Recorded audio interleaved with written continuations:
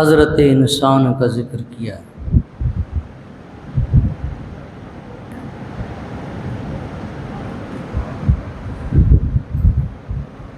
عزیزان گرامی قدر،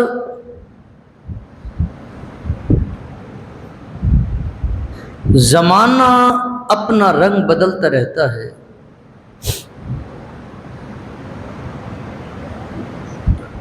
رب نے یہ جو قسم کھائی، یہ جو قسم اٹھا کے بات کی، یہ کس زمانے کی بات ہے؟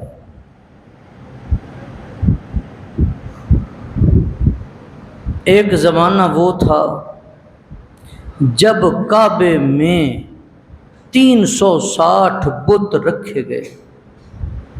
کیا رب نے اس زمانے کی قسم کھائی؟ کیا اس زمانے کی کھائی کہ جب اللہ کے خلیل کو آتش نمرود میں پھینکا گیا؟ کیا اس زمانے کی قسم کھائی کہ جب اللہ کے نبی کو غلاموں کی طرح بیچا جا رہا ہے، کیا اللہ اس زمانے کی قسم کھائے گا؟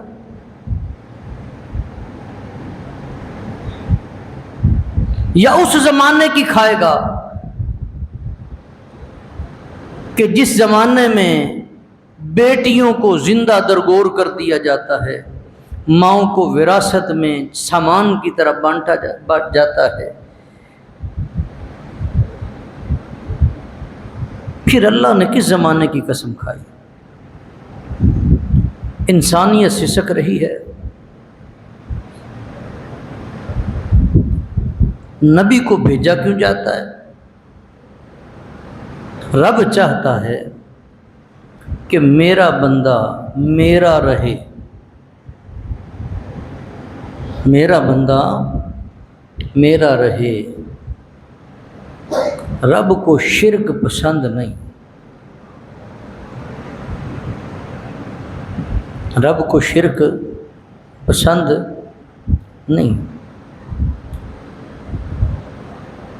ہر بات وہ برداشت کرتا ہے، ہر سرزنش برداشت کرتا ہے، وہ شرک کو برداشت نہیں کرتا۔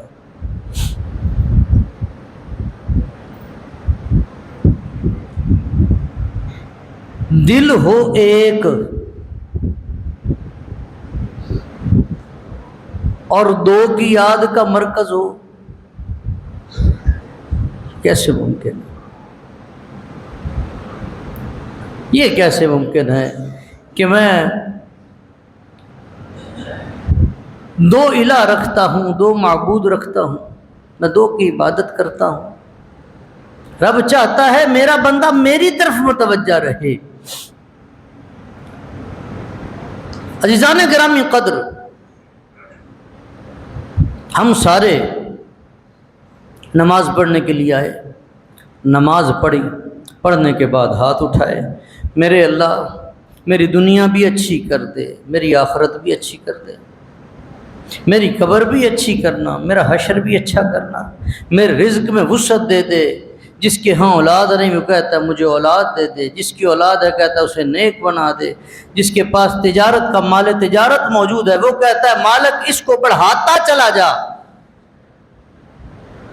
میری طلب کے مطابق تو اتنا عطا کرتا چلا جا جتنا میں مانگتا جاتا ہوں۔ میں نے آ کے اس کی محبت کا تقاضا کون سا پورا کیا؟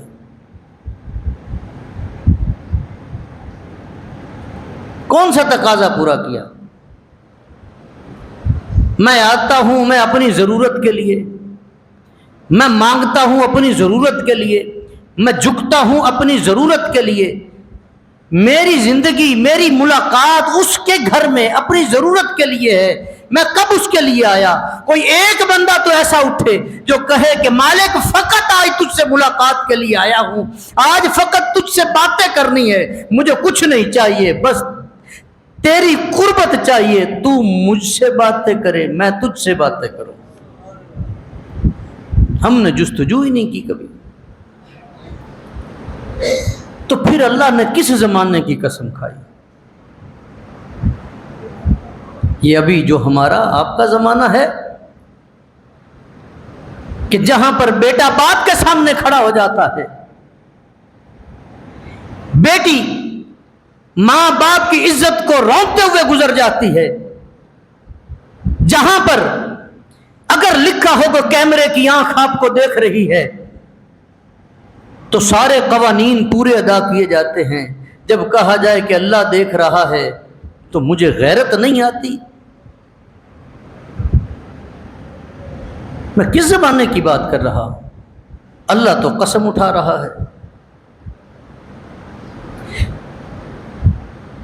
یہ زمانہ مصطفیٰ کی قسم ہے، یہ قسم اللہ نے زمانہ مصطفیٰ کی قسم اٹھائی۔ پہلے جب کوئی گناہ کرتا شکلیں تبدیل کر دی جاتی تھی، ان پر عذاب نازل ہوتا تھا،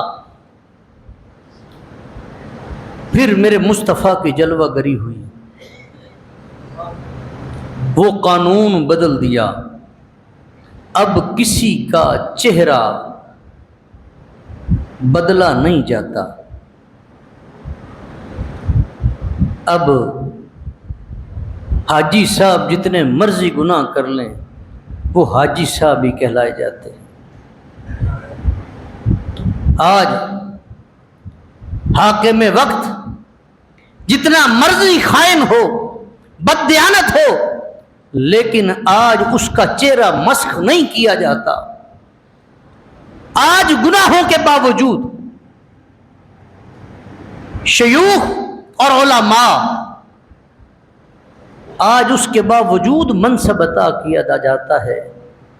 آج ہم اپنے گھروں میں، اپنے دوستوں میں، اپنے عزیز و اقارب میں بڑے فخر سے سینہ تان کے، بال بنا کے، اچھے ملبوسات پہن کر بیٹھتے ہیں۔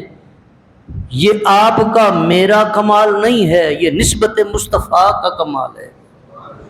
ہمیں زمانہ مصطفیٰ نصیب ہوا ہے، یہ ہمارا کمال نہیں، یہ تو اللہ کا کرم ہے۔ یہ تو خدا کی قسم کوئی بھی بندہ مجھ سمیت اپنے گریبان میں جھانک کے اپنی صفائی پیش نہیں کر سکتا۔ صرف وہی اجلا ہے جس کا ہاتھ نہیں پہنچا۔ اس سسکتی ہوئی انسانیت پر میرے رب کو رحم آتا ہے، اللہ اپنا محبوب عطا فرما دیتا ہے۔ وہ ماں جس کو وراثت میں بانٹا جاتا، جو سب سے کمزور بھائی ہے اس کے کھاتے ڈال دیا جاتا، بیٹی پیدا ہوتی تو اسے زندہ درگور کر دیا جاتا، یہ سسک سسک کے میرے رب کی بارگاہ میں التجا کرتی ہیں کہ مالک ہم پہ رحم فرما۔ پھر رب کو ان پر رحم آ جاتا ہے، اللہ آمنہ کے لال کو بھیج دیتا ہے، وہ غلام جس کو جانوروں کی طرح پیٹا جاتا تھا،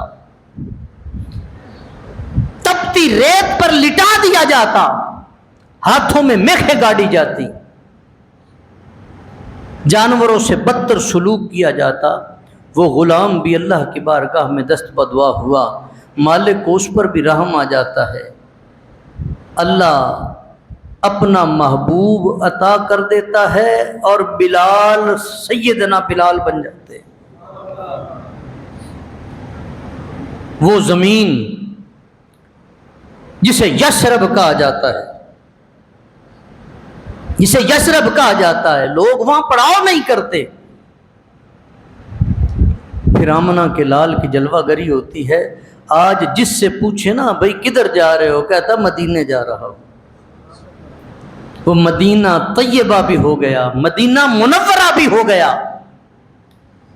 اس کا مطلب یہ ہے کہ جس زمانے میں قدریں تبدیل ہوئیں، جس کی وجہ سے قدریں تبدیل ہوئیں، اللہ نے اس زمانے کی قسم اٹھائی۔ والعصر ان الانسان لفی خسر، اللہ اپنے محبوب کے زمانے کی قسم اٹھاتا ہے اور کہتا ہے انسان خسارے میں ہے، انسان خسارے میں ہے۔ مثال کے طور پہ ایک بادشاہ کے اپنے وزیر سے 3 سوال کیے. ایک بادشاہ نے اپنے وزیر سے 3 سوال کیے. جتنا بڑا منصب ہو آزمائش اتنی بڑی ہوتی ہے. اس نے کہا بتا وہ سچ بتا جسے کوئی جھوٹ ثابت نہ کر سکے. دوسرا وہ جھوٹ جس کو کوئی سچ ثابت نہ کر سکے. تیسرا وہ چیز جس کے سامنے ہر کوئی اپنا سر جھکا دے. اگر کہتا ہے اللہ ایک ہے تو کئی اللہ کو ماننے والے نہیں، تو پھر کوئی کی بات تو ختم ہو گئی نا. اگر کہتا ہے اللہ کے محبوب آخر زمان نبی ہیں تو کئی بد مذہب کھڑے ہو جائیں گے، قادیانی کھڑے ہو جائیں گے، اور دیگر کہیں گے جی ہم نہیں مانتے آخر زمان نبی، ان کے بعد بھی نبی آ سکتے ہیں، ہمارا قادیانیوں سے پھڈا کس بات کا ہے. اسی بات کا ہے کہ حضور فرماتے ہیں انا خاتم النبیین لا نبی بعدی، میں آخری نبی ہوں، میرے بعد کوئی نبی نہیں آئے گا. حضور فرماتے ہیں میرے بعد اگر کوئی نبی ہوتا تو وہ عمر ہوتا، اگر عمر نبی نہیں تو پھر کوئی بھی نبی نہیں.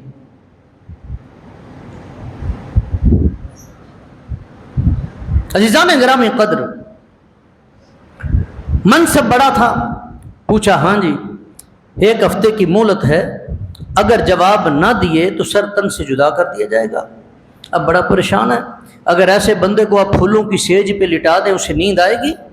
جسے پتہ ہو کہ میں نے 1 ہفتے کے بعد مر جانا ہے، اسے بھوک لگے گی؟ آپ اس کے سامنے جیسے مرضی کھانے رکھو اسے بھوک نہیں لگے گی. چہرہ اتر گیا، آخری دن تھا، اپنے محل سے نکلا، چلا تھوڑا سا چہل قدمی کر لیں، کل مر تو جانا ہے. تو اتنے میں ایک اللہ والا حلق چلا رہا تھا زمین میں، اسے سلام کیا. انہوں نے کہا وعلیکم السلام وزیر صاحب، آج خیر نہیں لگتی، آج خیر نہیں لگتی، کیا ہوا؟ انہوں نے کہا کچھ بھی نہیں. انہوں نے کہا یار بات بتا دے، اگر تیری بات کا حل نہ نکال سکا تو تیرے دل کا بوجھ تو ہلکا ہوگا نا. انہوں نے کہا ہاں یہ بات تو ہے. انہوں نے کہا بادشاہ نے 3 سوال کیے ہیں کہ وہ سچ بتا جسے کوئی جھوٹ ثابت نہ کر سکے، دوسرا وہ جھوٹ جسے کوئی سچ ثابت نہ کر سکے، تیسرا وہ چیز جس کے سامنے ہر کوئی اپنا سر جھکا دے. بابا جی فرماتے بس یہ 3 سوال؟ میں نے کہا سن، پہلا سوال کہ وہ سچ جسے کوئی جھوٹ ثابت نہ کر سکے، جس پر کسی مذہب کسی مسلک کا اختلاف نہ ہو، وہ فقط موت ہے. کل من علیہا فان. ہاں کسی مسلک والے سے پوچھیں، کسی مذہب والے سے پوچھیں، وہ کہے گا موت برحق ہے، موت آنی ہے. دوسرا وہ سچ جسے کوئی جھوٹ ثابت نہ کر سکے وہ موت ہے. دوسرا وہ جھوٹ جس کو کوئی سچ ثابت نہ کر سکے، فرمایا وہ دنیا ہے، وہ دنیا ہے. ہر کوئی آکھے بیلی بیلی میں بھی آکھاں بیلی، پر بنن دے ویلے کوئی نہیں بندا، ٹر پئیے جان اکیلی. تیسری بات، انہوں نے کہا اگر تیسرے سوال کا جواب لینا ہے تو میرے کتے کے ساتھ لسی پینی پڑے گی. انہوں نے کہا میں تیری گردن اتروا دوں گا، تمہیں پتہ کیا بات کر رہا ہے؟ اس نے کہا پہلے اپنی گردن بچا پھر مجھے دھمکی دینا. اب جان جاتی ہوئی نظر آئی، بادشاہ کے کتے کے ساتھ لسی پینے کو تیار ہو گیا. جب منہ قریب لے کے گیا تو کہا وزیر صاحب بس تیسرے سوال کا جواب مل گیا؟ کہتا نہیں. کہتا اتنی ساری بات ہے، اتنی بات تمہیں سمجھ میں نہیں آئی. وہ چیز جس کے سامنے ہر کوئی اپنا سر جھکا دے وہ فقط اپنی غرض ہے. اگر آپ کو اور مجھے اپنی غرض نہ ہو تو ہم اللہ کی بارگاہ میں سجدہ ریزی کے لیے نہ آئیں، ہم اس کو الہ نہ مانیں. ہر کوئی یہاں پہ فرعون بنا پھرے، چونکہ ہمارے اختیار میں نہیں ہے اسی لیے ہم اس کو خدا مانتے ہیں. ہم اپنی غرض کے بندے ہیں. خدا کے لیے جو اللہ نے اور اس کے رسول نے ہمیں رستہ بتایا ہے کہ اس کے قریب ہو جاؤ، اس کے ہو جاؤ. جب اس کے ہو جاؤ گے یہ فرق ختم ہو جائے گا، پھر وہ خسارے والی بات نہیں رہے گی. دعا ہے اللہ ہم سب کو اعمال صالحہ کی توفیق عطا فرمائے.